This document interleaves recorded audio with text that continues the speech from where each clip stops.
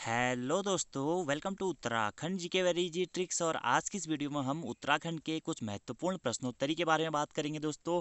इससे जो पहले एक मैंने आपको वीडियो प्रोवाइड कराई थी जिसमें हमने 16 क्वेश्चन तक जो इंपॉर्टेंट क्वेश्चन थे वो डिस्कस किए थे, और यहाँ से आज आप स्टार्ट कर रहे हैं 17वां क्वेश्चन दोस्तों। और आज का हमारा पहला प्रश्न है कि मद्रास बम कांड में उत्तराखंड से कौन सा क्रांतिकारी शामिल था। और यह प्रश्न प्रीवियसली यूकेपीएससी के एग्जाम में पूछा भी जा चुका है। तो मद्रास बम कांड में उत्तराखंड से शामिल क्रांतिकारी थे दोस्तों कौन? इंद्र सिंह गढ़वाली जी। ठीक है, अगर इंद्र सिंह गढ़वाली जी के बारे में बात करें दोस्तों तो इन्हें एक प्रसिद्ध स्वतंत्रता संग्राम सेनानी के रूप में जाना जाता है, और इन्हीं को दोस्तों प्रेम प्रकाश मुनि के नाम से भी जाना जाता है। क्या? प्रेम प्रकाश मुनि। तो प्रश्न बन सकता है कि निम्न में से प्रेम प्रकाश मुनि नाम से साधु वेश किसने बनाया था? तो इंद्र सिंह गढ़वाली जी ने बनाया था। ठीक है, इनका जन्म कब हुआ था दोस्तों? तो इंद्र सिंह गढ़वाली जी का जन्म हुआ था कहाँ पे? टिहरी गढ़वाल में। और मद्रास बम कांड से पहले इन्होंने गवर्नर पर नजर रखने के लिए प्रेम प्रकाश मुनि के नाम से साधु का वेश बनाया था। बाद में इन्होंने इसी नाम से अपने साथियों के बीच में ये प्रसिद्ध हो गए थे। इसी कारण इंद्र सिंह गढ़वाली को प्रेम प्रकाश मुनि या फिर मुनि के नाम से भी जाना जाता है। अब बात आती है मद्रास बम कांड की। तो इसमें क्रांतिकारी जो शामिल थे वो कौन थे दोस्तों? इंद्र सिंह गढ़वाली जी थे।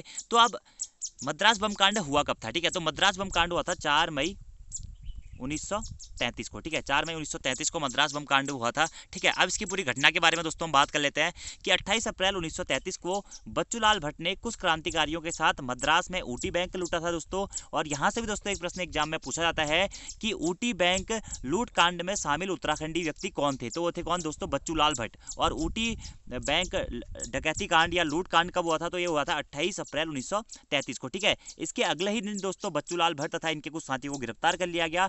इस वक्त इंद्र सिंह गढ़वाली, रोशनलाल, हीरालाल और अन्य क्रांतिकारी मद्रास से बाहर गए हुए थे।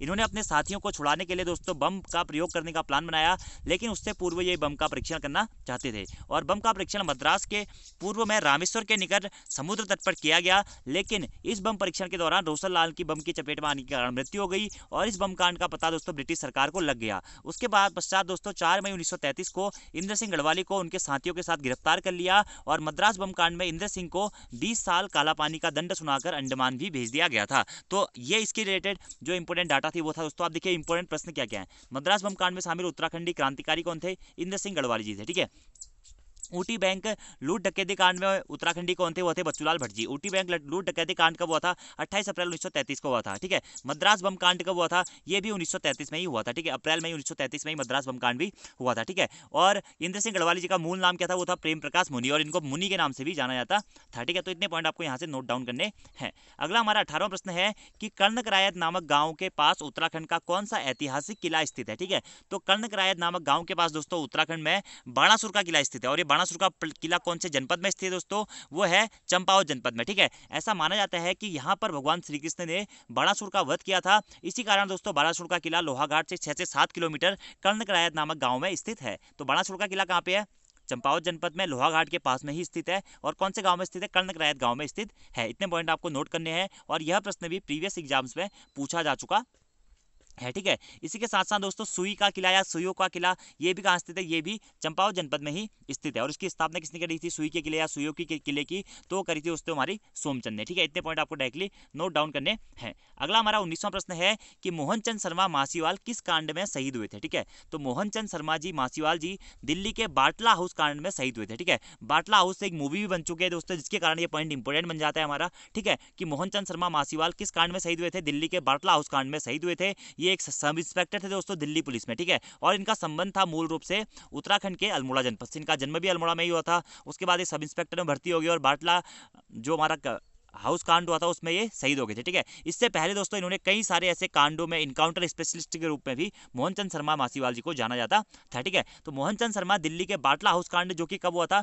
19 सितंबर 2008 को हुआ था, उसमें शहीद हो गए थे, और इनका संबंध कहां से था? अल्मोड़ा जनपद से था। ठीक है, नेक्स्ट 20वां प्रश्न है आर्यन कन्याल का संबंध किस खेल से है? ठीक है, तो आर्यन कन्याल का संबंध दोस्तों क्रिकेट से है। इनका चयन हाल ही में दोस्तों सितंबर 2018 में उत्तराखंड से जो हमारी इंडिया की अंडर 19 क्रिकेट टीम होती है उसके लिए हुआ था। ठीक है, और ये मेनली रहने वाले हैं उत्तराखंड में डीडीहाट पिथौरागढ़ जनपद से इनका संबंध माना जाता है, और ये मुख्य रूप से क्या थे? ऑफ स्पिनर है। ठीक है, तो आर्यन करियाल का संबंध किस क्षेत्र से है? ये क्रिकेट से है दोस्तों। सितंबर 2018 में इनका चयन हुआ था किसमें?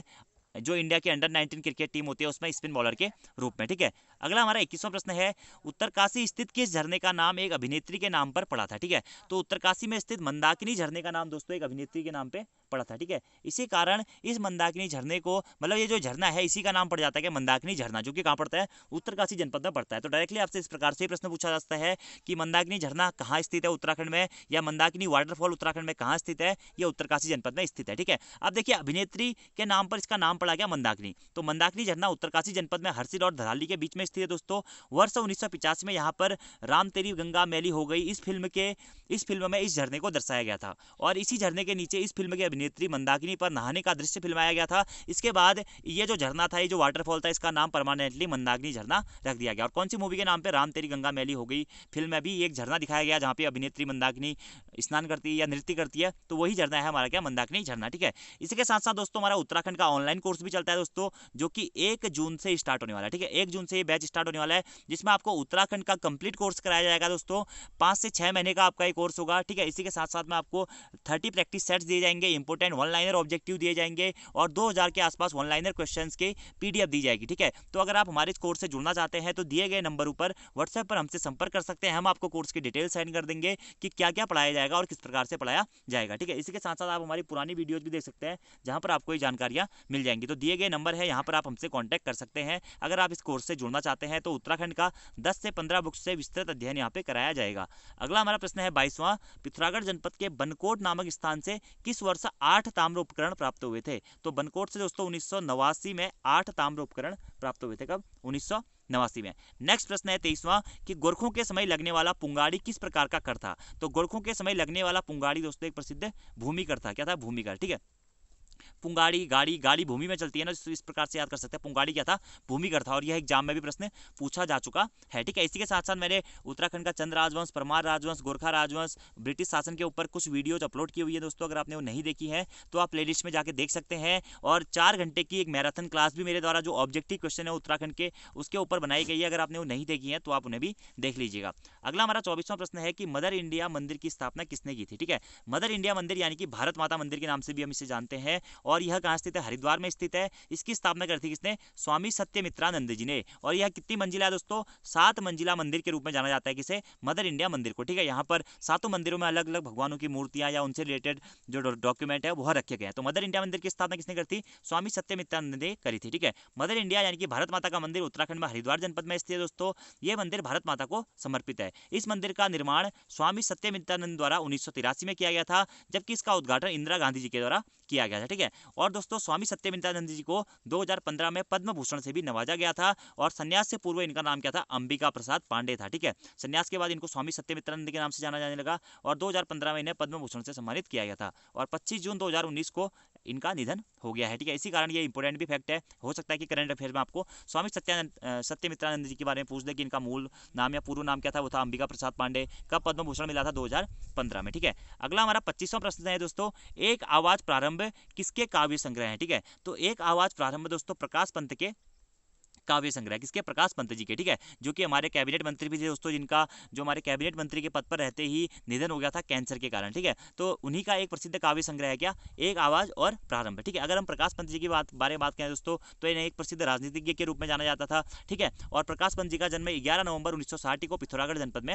हुआ था। ठीक है, और कैंसर की बीमारी के कारण 5 जून 2019 को अमेरिका में इनका निधन भी हो गया था। ठीक है, और उत्तराखंड के जो हमारे टैक्स मिनिस्टर थे, जो आयकर विभाग के जो मतलब मंत्री थे, उनके उस पद पर रहते हुए ही इनकी मृत्यु हुई थी। ठीक है, वर्तमान में वो जो विभाग है प्रकाश पंत के सारे त्रिवेंद्र सिंह रावत जी के पास है। ठीक है, अब इनकी कुछ प्रमुख रचनाएं हैं। इनके 2 काव्य संग्रह काफी प्रसिद्ध हैं क्या, एक आवाज और प्रारंभ। ठीक है, इनकी एक कहानी थी क्या, एक थी कुसुम, और इनके यात्रा वृत्तांत है क्या, आदि कैलाश यात्रा और मैं काली नदी। ठीक है, तो आपको ये तीनों चीजें नोट करनी है, कुछ भी आपसे एग्जाम में पूछ लेगा कि आदि कैलाश यात्रा वृत्तांत किसका है, तो प्रकाश पंत जी का है। मैं काली नदी यात्रा वृत्तांत किसका है, तो प्रकाश पंत जी का है। ठीक है, एक लेखक के रूप में या कहानीकार के रूप में भी इनको जाना जाता है। एक थी कुसुम कहानी, ये भी प्रकाश पंत की है, और एक आवाज और प्रारंभ जो रचना है ये भी, या काव्य संग्रह ये भी प्रकाश पंत जी के ही है। ठीक है, और वर्तमान समय में इनकी जो पत्नी है दोस्तों, वह पिथौरागढ़ की सीट से विधायक के पद पर तैनात है। ठीक है, नेक्स्ट हमारा प्रश्न है 26वां कि किस स्थान को मुंशियारी और धारचूला में हरिद्वार के समान माना जाता है। ठीक है, तो छिपला केदार स्थान को दोस्तों मुंशियारी और धारचूला में हरिद्वार तीर्थ के समान पवित्र माना जाता है।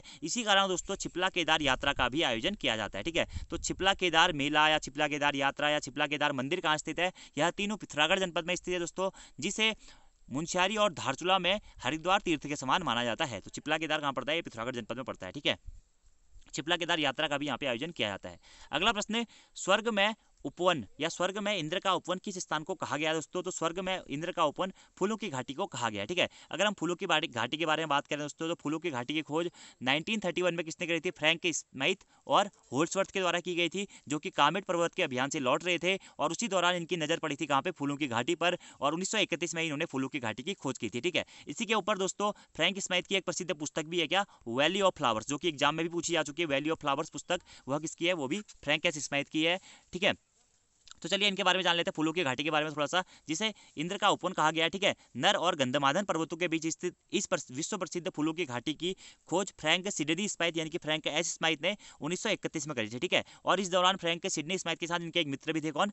होल्ड्सवर्थ। ठीक है, जो कि ये दोनों कामेट पर्वत के अभियान से लौट रहे थे दोस्तों, तब लौटते टाइम इनकी नजर पड़ी कहाँ पे? फूलों की घाटी में। ठीक है, और इस घाटी की सुंदरता के विषय में सुनकर क्यू बॉटनिकल गार्डन लंदन की ओर से एक अंग्रेज महिला दोस्तों मार्गरेट लैग 1939 में इस घाटी में आई, लेकिन दुर्भाग्यवश गंधमादन पर्वत पर फूलों का चयन करते समय पैर फिसलने के कारण इनकी यहाँ पर मृत्यु हो गई। ठीक है, और इसी अंग्रेज महिला की यहाँ पर कब्र भी बनी हुई है। तो एग्जाम में प्रश्न ये भी बन सकता है कि फूलों की घाटी में किसकी कब्र बनी हुई है? ठीक है, तो मार्गरेट लैग, ठीक है, जो कि अंग्रेजी महिला थी, बॉटनिकल गार्डन लंदन की ओर से यहाँ पे आई थी, उसकी यहाँ पर कब्र बनी हुई है। ठीक है, और इनकी मृत्यु को भी 4 जुलाई 1939 को पांव फिसलने के कारण इनकी मृत्यु हो गई थी। ठीक है, इसी के साथ साथ दोस्तों चमोली की यह फूलों की घाटी बृहद हिमालयी क्षेत्र या उच्च हिमालयी क्षेत्र या जो हमारा मुख्य हिमालय है उसमें स्थित है, और यह प्रश्न भी एग्जाम में पूछा जा चुका है। ठीक है, 1982 में दोस्तों चमोली में स्थित इस फूलों की घाटी को राष्ट्रीय उद्यान घोषित किया गया था, और यह उत्तराखंड का सबसे छोटा राष्ट्रीय उद्यान है। ठीक है, उत्तराखंड का सबसे छोटा राष्ट्रीय उद्यान कौन सा है? वह है फूलों की घाटी, जो कि चमोली जनपद में स्थित है, और 2005 में दोस्तों यूनेस्को ने इसे विश्व विरासत सूची में शामिल किया है। और यह प्रश्न भी एग्जाम में पूछा गया दोस्तों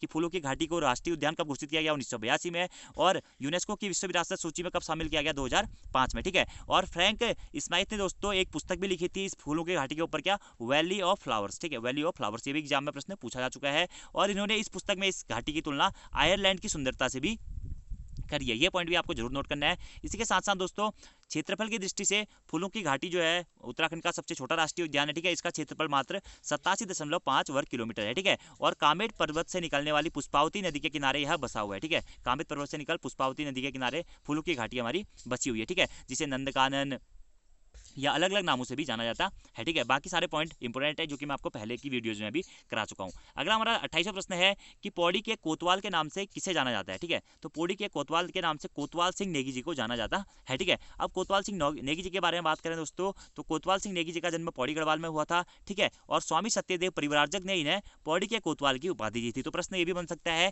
कि कोतवाल सिंह नेगी जी को पौड़ी के कोतवाल की उपाधि किसने दी थी? तो स्वामी सत्यदेव परिव्राजक ने दी थी। ठीक है, और कोतवाल सिंह द्वारा हिलमैन नामक पत्रिका भी निकाली गई थी। तो यह प्रश्न भी इंपॉर्टेंट है कि हिलमैन नामक पत्रिका किसके द्वारा निकाली गई थी? तो कोतवाल सिंह नेगी जी के द्वारा ही निकाली गई थी। अगला हमारा 29वां प्रश्न है दोस्तों कि मुख सरोवर के हंस कबूतर खाना और किस्सा नर्मदा बेन गंगूबाई किसके उपन्यास से? ठीक है, तो शैलेश मटियानी जी के उपन्यास है, क्या? मुख सरोवर के हंस कबूतर खाना और किस्सा नर्मदा बेन गंगूबाई किसके उपन्यास है? शैलेश मटियानी जी के। अगर शैलेश मटियानी जी के बारे में बात करें दोस्तों, तो इन्हें उत्तराखंड का आंचलिक कथाकार भी कहा जाता है, जो कि एग्जाम में प्रश्न पूछा गया। ठीक है, उत्तराखंड का आंचलिक कथाकार। ठीक है, और इनके जन्म के बारे में भी एक प्रश्न एग्जाम में पूछा गया है कि शैलेश मटियानी जी का जन्म कब हुआ था? इस प्रकार से प्रश्न पूछा गया था। तो शैलेश मटियानी मतलब कहाँ हुआ था? तो अल्मोड़ा के बाड़ाछीना नामक स्थान में इनका जन्म हुआ था। तो चलिए जान लेते हैं, शैलेश मटियानी जी का जन्म 14 अक्टूबर 1931 को अल्मोड़ा जनपद के बाड़ाछीना नामक गांव में हुआ था, और इनके पिताजी का नाम था क्या? बिशन सिंह मटियानी। ठीक है, इनके बचपन का नाम क्या था दोस्तों? वो था रमेश चंद्र मटियानी। तो आप सभी पॉइंट नोट करिएगा। जन्म 14 अक्टूबर 1931 को अल्मोड़ा जनपद में हुआ था, अल्मोड़ा जनपद के बाड़ाछीना में। पिताजी का नाम था बिशन सिंह मटियानी, और उन्हें उत्तराखंड का आंचलिक कथाकार के नाम से भी जाना जाता है, और इनके बचपन का नाम क्या था? होता रमेश चंद्र सिंह मटियानी। ठीक है, शैलेश मटियानी जी को महान आंचलिक साहित्यकारों की श्रेणी में रखा जाता है, इसी कारण इन्हें उत्तराखंड का आंचलिक कथाकार के नाम से भी जाना जाता है। ठीक है, तो ये पॉइंट भी आप जरूर नोट कर लीजिएगा, इंपोर्टेंट है। ठीक है, इसी के साथ साथ दोस्तों इनका एक काफी प्रसिद्ध उपन्यास है, क्या? बोरीवली से बोरीबंदर। ठीक है, तो बोरीवली से बोरीबंदर तक जो हमारा आंचलिक उपन्यास है, यह भी किसका है? शैलेश मटियानी जी का पहला आंचलिक उपन्यास के नाम से जाना जाता है, और यह भी एग्जाम में पूछा गया है। ठीक है, और जो बोरीवली से बोरीबंदर उपन्यास था, यह 1959 में दोस्तों प्रकाशित हुआ था। इस उपन्यास में उन्होंने मुंबई के 2 स्टेशन क्वेश्चन बोरीवली और बोरीबंदर के बीच निवास करने वाले समाज का वर्णन किया है। ठीक है, और मतियानी जी ने दोस्तों विकल्प और जनपक्ष नामक पत्रिका का भी संपादन किया है। यह प्रश्न भी इंपोर्टेंट बन सकता है दोस्तों कि विकल्प और जनपक्ष नामक पत्रिका का संपादन किसने किया? शैलेश मटियानी जी ने किया। ठीक है, और शैलेश मटियानी जी की ही स्मृति में दोस्तों उत्तराखंड में एक पुरस्कार दिया जाता है शिक्षा के क्षेत्र में। ठीक है, शैलेश मटियानी शिक्षकों को पुरस्कार दिया जाता है। शैलेश मटियानी पुरस्कार किस क्षेत्र में दिया जाता है? शिक्षा के क्षेत्र में। और किसे दिया जाता है? शिक्षकों को दिया जाता है। और यह प्रश्न भी एग्जाम में पूछा गया है। बार बार दोस्तों शैलेश मटियानी जी से एग्जाम में प्रश्न पूछे जाते रहे हैं। ठीक है, अब इनकी कुछ अन्य रचनाएं भी हैं, जैसे कि क्या बोरीवाली से बोरीबंदर बता दिया। ठीक है, कबूतर खाना और चिट्ठीर सेन, हौलदार, किस्सा नर्मदा, बेन गंगूबाई, मुख सरोवर के हंस, एक मुठ सरसों, पुनर्जन्म के बाद, मुठभेड़, उगते सूरज की किरण, चौथी मुट्ठी, दो दुखों का एक सुख, मेरी 33 कहानियां, तीसरा सुख, जंगल में मंगल, चील, किसके राम कैसे राम, कागज की नींव। ठीक है, ये इनकी कुछ जो प्रसिद्ध रचनाएं हैं। इसके अलावा भी इनकी कई सारी रचनाएं हैं। ठीक है, और एट लास्ट 24 अप्रैल 2001 को दोस्तों इनका देहांत हो गया था। ठीक है, तो ये सभी पॉइंट इंपॉर्टेंट है शैलेश मटियानी जी के बारे में, जो कि आप डायरेक्टली नोट डाउन कर लीजिएगा। ठीक है, इसी के साथ हमारा अगला प्रश्न है दोस्तों कि श्रीनगर में शामशाही बागान का निर्माण किस पवारवंशी शासक ने किया था? ठीक है, तो श्रीनगर में जो शामशाही या शामाशाही बागान था, जिन्हें श्यामशाह बागान के नाम से भी जाना जाता है, इसका निर्माण किसने किया था? श्यामशाह ने किया था। ठीक है, और श्यामशाह दोस्तों जिन्हें परमार वंश का मोहम्मद बिन तुगलक भी कहा जाता है। ठीक है, तो पवार वंश का मोहम्मद बिन तुगलक किसे कहा जाता है? श्यामशाह को कहा जाता है। ठीक है, और ये श्यामशाह कौन थे? यह बलभद्र शाह के पुत्र थे। और परमार राजवंश के कौन से राजा थे? 44वें राजा थे। ठीक है, परमार राजवंश के 44वें राजा थे, जिन्होंने शामशाही बागान का निर्माण करवाया था। ठीक है, और शामशाह टिहरी के परमार राजवंश से, इन्हें पवार वंश का मोहम्मद बिन तुगलक भी कहा जाता है। और यहीं से दोस्तों एक प्रश्न एग्जाम में भी पूछा गया था बहुत टाइम पहले कि चंद्रवंश का मोहम्मद बिन तुगलक किसे कहा जाता है? तो देवी चंद को दोस्तों चंद्रवंश का मोहम्मद बिन तुगलक कहा जाता है। वहीं पवार वंश का मोहम्मद बिन तुगलक किसे कहा जाता है? तो कहा जाता है श्यामशाह को। ठीक है, इसी के साथ साथ दोस्तों मैंने आपको उत्तराखंड की कई अन्य ऑब्जेक्टिव वीडियोज भी बना के दी है। अगर आपने वो नहीं देखी है तो जरूर देख लीजिएगा, आप लोगों के लिए जरूर वो बेनिफिशियल होंगे। ठीक है, तो इतने पॉइंट आप डायरेक्टली नोट कर लीजिएगा। इसी के साथ साथ दोस्तों हमारा उत्तराखंड का ऑनलाइन कोर्स चल रहा है, जिसमें आपको उत्तराखंड विस्तृत रूप से पढ़ाई जाएगी। यूके SSSC का जो सिलेबस है और यूके PSC का जो सिलेबस है वो आपको इस कोर्स में कंप्लीट कराया जाएगा। ठीक है, और बैच स्टार्ट आपका होगा 1 जून 2020 से। तो अगर आप इस बैच से जुड़ना चाहते हैं दोस्तों, तो हमें व्हाट्सएप पर दिए गए नंबर पर संपर्क कर सकते हैं, जिसमें हम आपको कोर्स की सारी डिटेल्स भी बता देंगे। और इस कोर्स की आपकी फीस होगी 6 महीने की मात्र 2500 रुपये दोस्तों। तो अगर आप इस कोर्स से जुड़ना चाहते हैं तो जरूर जुड़ सकते हैं, आपको निश्चित ही फायदा मिलेगा। और उत्तराखंड की तैयारी के लिए आपको अन्य सोर्सों पर भटकना नहीं पड़ेगा और काफ़ी सारी बुक्स लेने की जरूरत नहीं है। आप हमारे कोर्स से, हमारे नोट से उत्तराखंड की अपनी तैयारी को एक उचित मार्गदर्शन भी दे सकते हैं। तो आज की इस वीडियो में इतना ही दोस्तों। Thank you, thanks for watching video. और अगर वीडियो पसंद आती है तो शेयर जरूर करें अपने दोस्तों के साथ ही साथ हमारे चैनल को आपने अभी तक सब्सक्राइब नहीं कर रखा है तो चैनल भी सब्सक्राइब कर लें और साथ ही साथ वीडियो को शेयर भी जरूर कर लें। Thank you, thanks for watching video. See you next time.